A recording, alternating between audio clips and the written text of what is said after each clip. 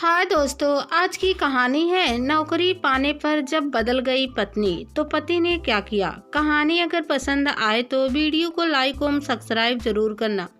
सुबह से 5 बार उसे फोन कर चुका हूँ पर फौरन काट देती है।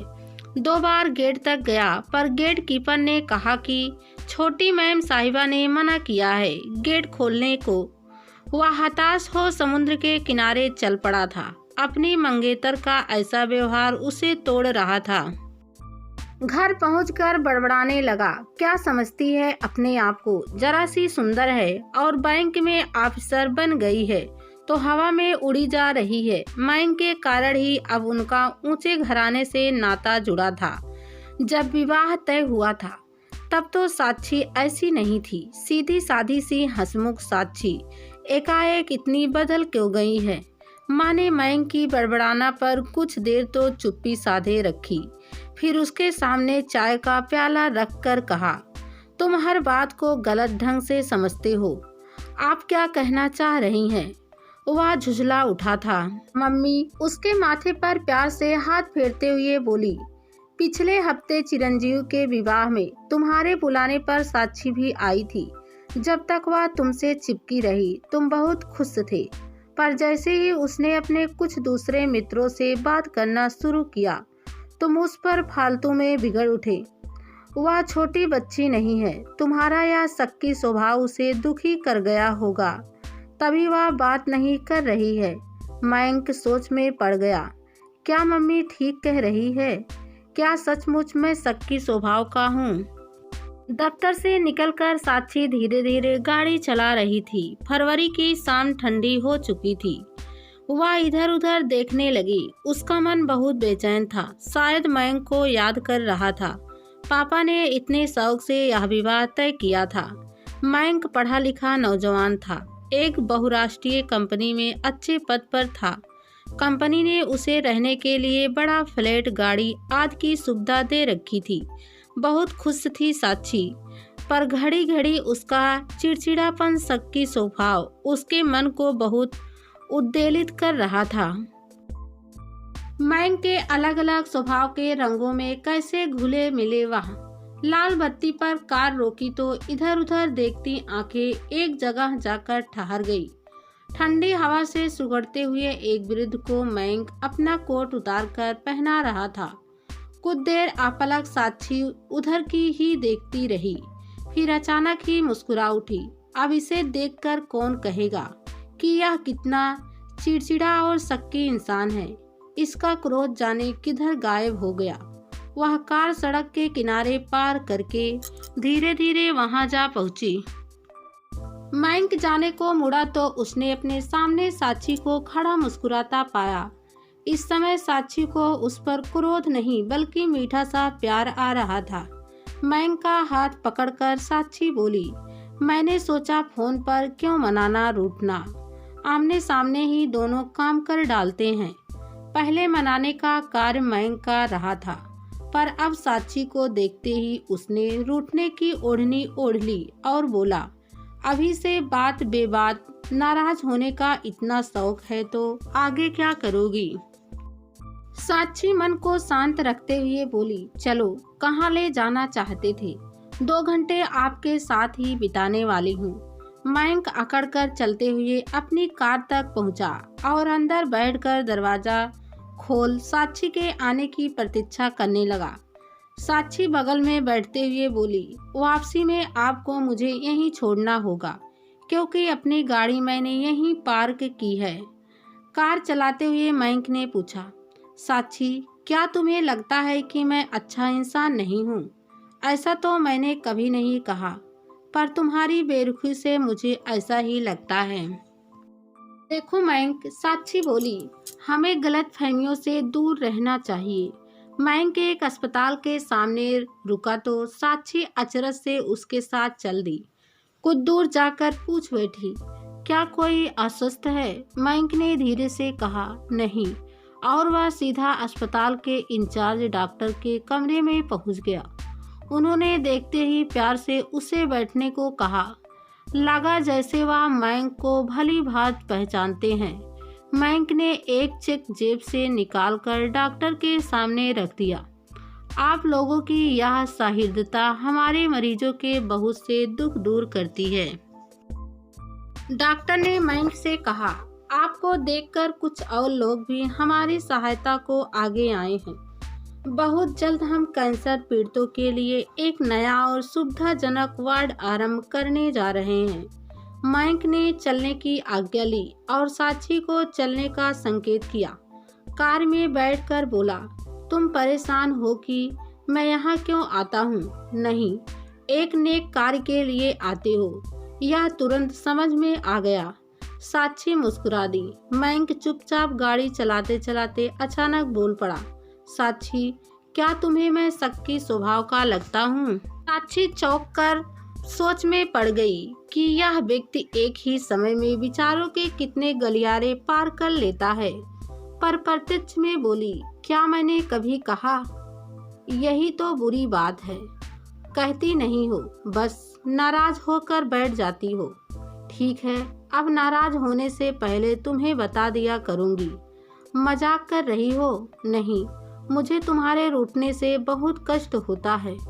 साक्षी को उसकी गाड़ी तक छोड़कर मयंक बोला, क्लब जा रहा हूँ, चलोगी? आज नहीं, फिर कभी। साक्षी बाय करके चल दी। विवाह की तारीख तय हो चुकी थी। दोनों तरफ विवाह की तैयारियां जोर शोर से चल रही थी।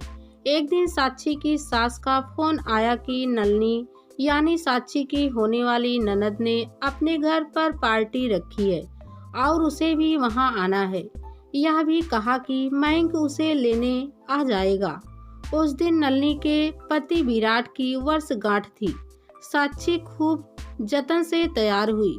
ननद की ससुराल जाना था, अतः सज धज कर तो जाना ही था। मयंक ने देखा तो खुश होकर बोला, आज तो बिजली गिरा रही हो जानम। पार्टी आरंभ हुई तो साक्षी को नलिनी ने सबसे मिलवाया। बहुत से लोग उसकी शालीनता और सौंदर्यता से प्रभावित थे।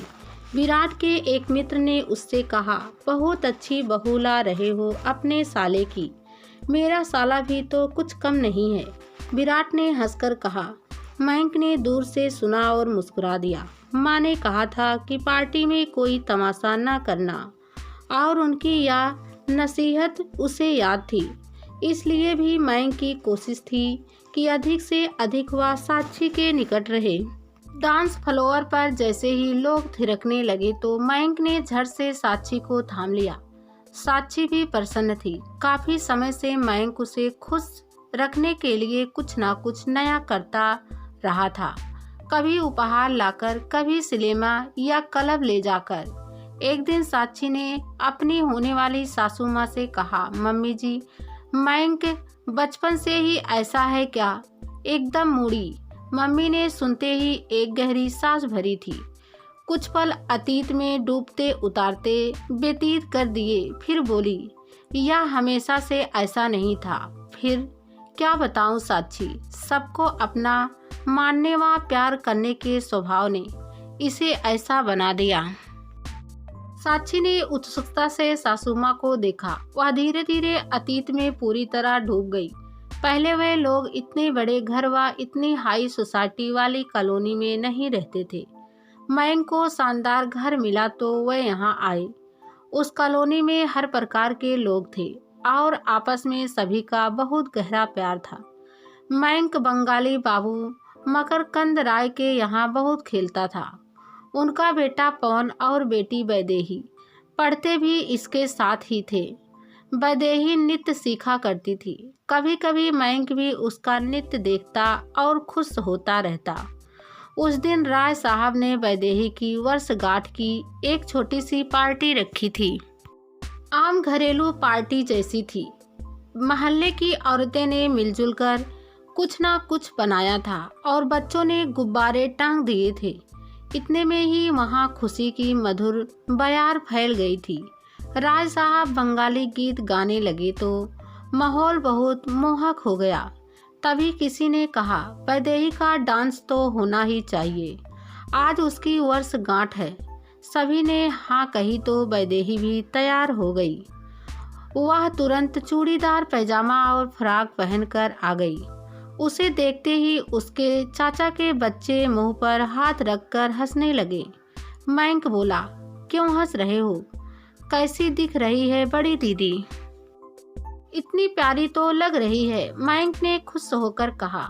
नृत्य आरंभ हुआ तो उसके बालों में गुथे गजरे से फूल टूटकर बिखरने लगे। वह दोनों बच्चे फिर ताली बजाने लगे। अभी वैदेही दीदी भी गिरेंगी। मयंक को उनका मजाक उड़ाना अच्छा नहीं लगा, इसलिए वह दोनों बच्चों को बराबर चुप रहने को कह रहा था। अचानक वैदेही सचमुच फिसल कर गिर गई और उसके माथे पर चोट लग गई, जिसमें से खून बहने लगा था। मयंक को पता नहीं क्या सूझा कि उठकर उन दोनों बच्चों को पीट दिया। तुम्हारे हंसने से वह गिर गई और उसे चोट लग गई। मयंक का यह कोहराम शायद कुछ लोगों को पसंद नहीं आया, खासकर वैदेही को। वह संभल कर उठी और मयंक को चाटा मार दिया। साथ में यह भी बोली, क्यों मारा हमारे भाई को? सब कुछ इतनी तीव्रता से हुआ था कि सभी अचंभित से थे। वातावरण को शीघ्र संभालना आवश्यक था, अतः मैंने ही मयंक से कहा, माफ़ी मांगो। मेरे कई बार कहने पर उसने बुझे मन से माफ़ी मांग ली, पर शीघ्र ही वह चुपके से घर चला गया। हम बड़ों ने स्थिति संभाली तो पार्टी पूरी हो गई। उसी छोटी सी घटना ने मयंक को बहुत बदल दिया था, पर वैदेही ने मित्रता को रिश्तेदारी के सामने नकार दिया था। शायद तब से ही मयंक का दृष्टिकोण भरोसे को लेकर टूट गया और वह शक्की हो गया। मैं समझ गई मम्मी जी। साक्षी के बीच में बोलते ही मम्मी अतीत से निकलकर वर्तमान में आ गई। विराट हमेशा बहुत बड़े पैमाने पर पार्टी देता था। उस दिन भी उसकी कॉकटेल पार्टी जोर शोर से चल रही थी। साक्षी उस दिन पूरी तरह से सतर्क थी कि मयंक का मन किसी भी कारण से न दुखे। जैसे ही शराब का दौर चला, वह पार्टी से हटकर एक कोने में चली गई ताकि कोई उसे मजबूर न करे एक पैग लेने को। मयंक वहीं पहुंच गया और बोला, क्या हुआ? यहाँ क्यों आ गई? कुछ नहीं मयंक, शराब से मुझे घबराहट हो रही है। ठीक है, कुछ देर आराम कर लो, कहकर वह परिचित पार्टी में सम्मिलित हो गया। विराट के ऑफिस की एक महिला कर्मचारी के साथ वह फ्लोर पर नृत्य करने लगा। उस कर्मचारी का पति शराब का गिलास थामकर साक्षी की बगल में आ बैठा और बोला, आप डांस नहीं करते? मुझे इसका खास शौक नहीं है, साक्षी ने जवाब में कहा। मेरी पत्नी तो ऐसी पार्टीज की बहुत शौकीन है। देखिए कैसे वह मयंक जी के साथ डांस कर रही है। प्रति उत्तर में साक्षी केवल मुस्कुरा दी। आपने कुछ लिया नहीं? यह गिलास मैं आपके लिए ही लाया हूँ। अगर यह सब मुझे पसंद होता तो मयंक सबसे पहले मेरा गिलास ले आते।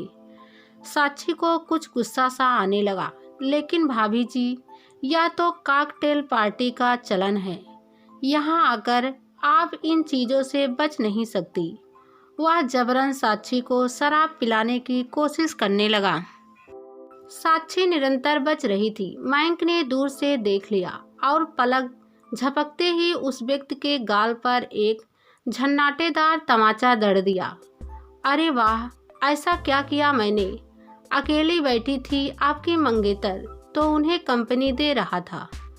अगर उसे साथ चाहिए होगा तो वह स्वयं मेरे पास आ जाएगी। मयंक क्रोध से बोला, वाह साहब, खुद दूसरे की पत्नी के साथ डांस कर रहे हैं। मैं जरा पास में बैठ गया तो आपको इतना बुरा लग गया। कैसे दोगले इंसान हैं। चुप रहिए श्रीमान। अचानक साक्षी उठकर चिल्ला पड़ी, मेरे मयंक को मुसीबतों से मुझे बचाना अच्छी तरह आता है और अपनी पत्नी से मेरी तुलना करने की कोशिश भी मत करिएगा। वह तुरंत हौले से बाहर निकल गई। पार्टी में सन्नाटा छा गया था। मयंक भी अस्तंभ हो उठा था। धीरे धीरे उसे खोजते हुए बाहर गया तो साक्षी गाड़ी में बैठी उसकी प्रतीक्षा कर रही थी। वह चुपचाप उसकी बगल में बैठ गया तो साक्षी ने उसके कंधे पर सिर टिका दिया। उसकी हिचकी ने अचानक मयंक को बहुत दर्दित कर दिया था। उसका सिर थपकते हुए बोला, चले। साक्षी ने आंसू पोंछे अपनी गर्दन हिला दी। कार स्टार्ट करते मयंक ने सोचा, शुक्र है साक्षी मुझे समझ गई है।